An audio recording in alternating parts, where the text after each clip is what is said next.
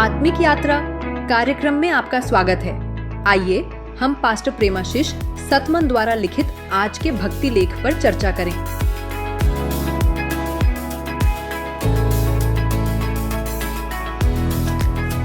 Praise the Lord. Praise the Lord. आज हमारे सामने पास्टर प्रेमाशीष सतमन एक लेख से एक बहुत ही दिलचस्प सवाल है।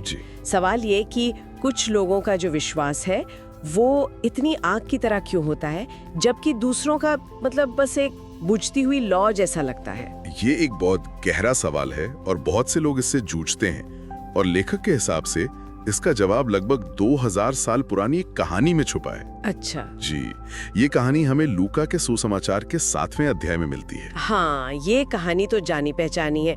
यीशु एक फरीसी शमौन उसके घर पर है और तभी एक महिला आती है जिसे सब पापी कहते थे। बिल्कुल, और वो जो करती है वो वहाँ सबको, खासकर मेजबान को चौंका देता है। लेकिन आगे बढ़ने से पहले ये समझना जरूरी है ना, कि शमौन कौन था। हाँ, ये बहुत जरूरी है। देखिए, एक फरीसी होना मतलब उस समय के धार्मिक समाज का एक स्तंभ होना, मतलब नियमों को बहुत गंभीरता से लेने वाला। बिल्कुल, उनके लिए शुद्धता, नियम, ये सब कुछ था। तो जब वो पापी महिला यीशु को छूती है तो शमौन के लिए ये बहुत बड़ी बात थी। और यही टकराव कहानी के केंद्र में है। वो महिला रो रही है, अपने आंसुओं से यीशु के पैर धो रही है, बालों से पोंछ रही है और उन पर महंगा इत्र डाल रही है। ये भक्ति का एक असाधारण प्रदर्शन है। लेकिन शमौन ये सब देखकर सोच रहा है कि अगर यीशु सच में भविष्यवक्ता होते तो उन्हें पता होता कि ये कौन है। और यहीं पर यीशु उसकी सोच को चुनौती देते हैं। वो उसके मन की बात जान लेते हैं और उसे एक दृष्टांत सुनाते हैं। 2 कर्जदारों वाला। जी वही, एक साहूकार और 2 कर्जदार। एक पर बहुत ज्यादा कर्ज था, दूसरे पर कम, और साहूकार ने क्या किया, उसने दोनों का कर्ज माफ कर दिया। फिर यीशु शमौन से एक सीधा सवाल पूछते हैं, उनमें से कौन साहूकार से ज्यादा प्रेम करेगा। और शमौन को मानना पड़ता है कि जाहिर है जिसे ज्यादा माफ किया गया। सही है। और तब यीशु इस तर्क को सीधे उस कमरे की स्थिति पर लागू कर देते हैं। वो शमौन को दिखाते हैं कि तुमने तो मेहमान नवाजी के सामान्य नियम भी नहीं निभाए। पर इस महिला ने देखो क्या किया है। हाँ, उसके पाप जो बहुत है क्षमा हुए, यीशु कहते हैं, क्योंकि उसने बहुत प्रेम किया। तो एक तरह से देखा जाए तो लेखक यहाँ पाप को एक कर्ज की तरह देख रहा है, एक ऐसा कर्ज जिसे हम चुका ही नहीं सकते। बिल्कुल सही। और जब तक हम ये नहीं समझते कि कर्ज कितना बड़ा था, हमें माफी की कीमत भी समझ नहीं आती। ये तो सच है।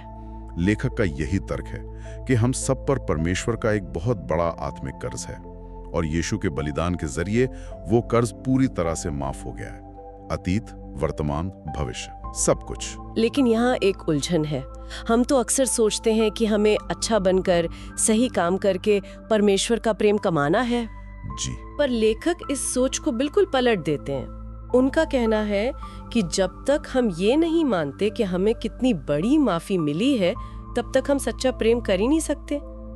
ये तो उल्टी बात लगती है। बिल्कुल, और यही तो क्रांतिकारी विचार है। शिमौन खुद को उस महिला से बेहतर समझ रहा था। उसे लगता था कि उसका कर्ज तो बहुत छोटा है। हाँ, इसीलिए उसे ज्यादा क्षमा की जरूरत महसूस नहीं हुई, और इसीलिए उसका प्रेम भी सीमित था। जबकि वो महिला अपने कर्ज के बोझ को जानती थी। और जब उसे क्षमा मिली तो उसका दिल प्रेम और कृतज्ञता से भर गया, वो बह निकला। ये सुनने में तो बहुत अच्छा लगता है, पर क्या ये इतना आसान है? क्या सिर्फ ये मान लेने से कि हमें माफ कर दिया गया है, हमारा दिल सच में बदल सकता है? और ये संघर्ष बिल्कुल वास्तविक है। लेखक ये नहीं कह रहे हैं कि ये बस दिमागी कसरत है। अच्छा। ये अपने पापों की लिस्ट बनाने के बारे में नहीं है, बल्कि परमेश्वर के अनुग्रह की, उसकी विशालता को महसूस करने के बारे में है। और ये एक लगातार चलने वाली प्रक्रिया है। जब हम ये समझने लगते हैं कि क्षमा एक ऐसा तोहफा है जो हमने कमाया नहीं बल्कि मुफ्त में मिला है, तब प्रेम हमारे अंदर से स्वाभाविक रूप से बहने लगता है। तो पास्टर प्रेमाशीष सतमन के लेख का जो निष्कर्ष है वो ये है कि एक भावुक विश्वास का राज हमारे अच्छे कामों में नहीं, बल्कि ये महसूस करने में है कि हमें कितनी गहराई से क्षमा किया गया है। बिल्कुल, क्षमा की समझ ही प्रेम को जन्म देती है। और ये एक विचार छोड़ जाता है ना? जी, अगर क्षमा को उसकी संपूर्णता में सचमुच स्वीकार कर लिया जाए तो ये हमारे जीवन को देखने और जीने के तरीके को और किन-किन तरीकों से बदल सकता है। आइए प्रार्थना के साथ समाप्त करें। आमीन। हे प्रभु, आपकी पूर्ण क्षमा को गहराई से समझने में मेरी मदद करें। जैसे आपने मुझे क्षमा किया, वैसे ही मैं आपसे और अधिक प्रेम कर सकूं। आमीन। आमीन। आज आत्मिक यात्रा कार्यक्रम को सुनने के लिए धन्यवाद, जहां हम हर दिन परमेश्वर के वचन पर चर्चा करते हैं। अगर आज का कार्यक्रम आपके लिए आशीषकारी रहा हो तो इसे अपने परिवार और मित्रों के व्हाट्सएप ग्रुप में जरूर साझा करें। कल फिर मिलेंगे। धन्यवाद।